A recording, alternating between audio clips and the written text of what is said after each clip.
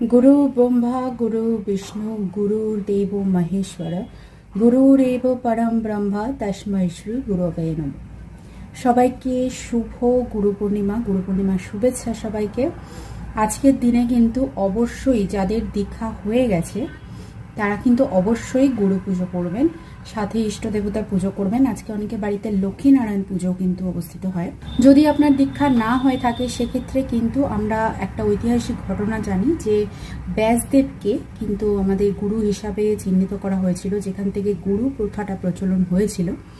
তো সেই ব্যাসদেবকেও কিন্তু গুরু হিসাবে মানতে পারেন এবং সেক্ষেত্রে আপনারা ব্যাসদেবের উদ্দেশ্যে পুজো, সমস্ত পুজো বিধি গুগল, ইউটিউব সব জায়গায় পেয়ে যাবেন।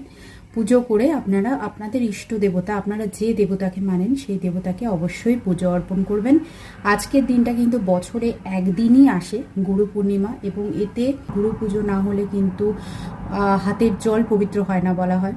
তো গুরুর দীক্ষাটা কিন্তু বিশাল বড় দীক্ষা এবং সবচেয়ে আপনার জীবনে এগিয়ে নিয়ে যাওয়ার জন্য কিন্তু আপনার পথের দিশা বলা যায়। তো যার মাধ্যমে আপনি আপনার ইষ্ট দেবতার সান্নিধ্য লাভ করতে পারবেন। অবশ্যই গুরু পুজো আবশ্যক। হরে কৃষ্ণা, রাধে রাধে।